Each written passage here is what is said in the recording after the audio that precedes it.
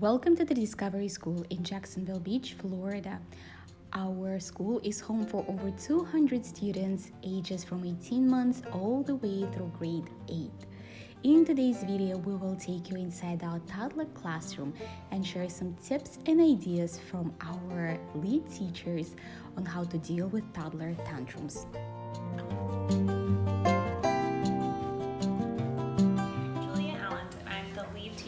Toddler 3 classroom at the Discovery School.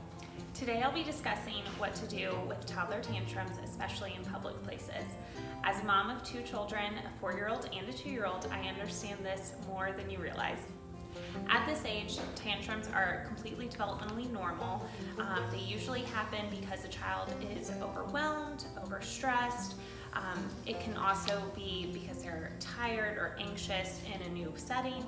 So really take the time to understand why the tantrum is happening and how you can prevent it with placement of just things that you bring into the environment to better prepare your child. These emotions can be very overwhelming for them and for you, and so it really just take the time to settle in and understand why it's happening. So toddlers really need help understanding these emotions. They don't have the language skills yet to tell you, I'm feeling stressed, I'm feeling anxious, or I'm frustrated, I'm angry. So first of all, label their emotions. This will better help them later in life to explain to you what is going on and the exact emotion they're feeling. I mentioned earlier about preparing the environment, preparing yourself and your child. So a couple of things you can do is, one, just talk to them. If you're going to the grocery store, just talk to them and say, okay, now you have to hold my hand in the parking lot. Okay, now we're going to get the cart. Just talk your way through the entire process. Let them in on what is going on in their world. Also provide your child with an outlet. If they are beginning to push or bite, you can always tell them, you may not push me, but you can push the wall. Or you may not bite me, but you can bite your toothbrush or food. But you give them an outlet. Let them know the positive ramifications that they can have on their environment. Let them know where they can have those behaviors. Another idea is in your home, you can set up hands on the wall, just an outline of some hands printed out. And so if pushing is going on, especially with siblings or yourself, and you can tell them, you may go push on the wall. And that gives them an actual physical place to let some of their energy out and get that tension out of their body. Now, if your child, for instance, begins to throw a tantrum in the middle of the grocery store and is laying on the floor kicking and screaming, we've all been there. First thing is to stay calm. I know it's easier said than done. I've been in that position before, but the first thing is to stay calm.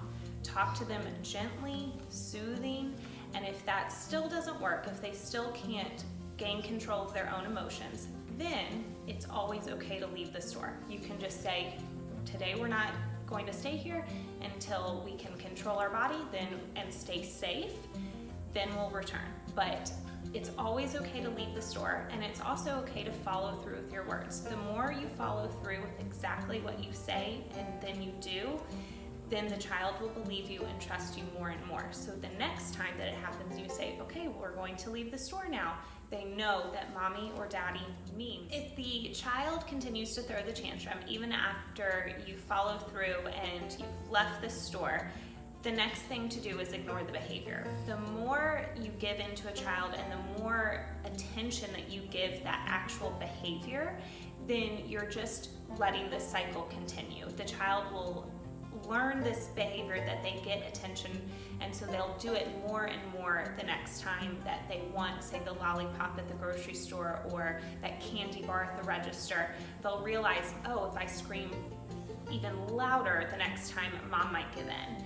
So it's a matter of just setting those boundaries and remaining true to those boundaries. As a toddler, it's their job to push the boundaries, and as parents, it's our job to set those boundaries and maintain them by following through. We love our children and we want to keep them safe as possible, including those times where they're throwing down in the public store. Thank you for joining us today at the Discovery School. Hope to see you soon.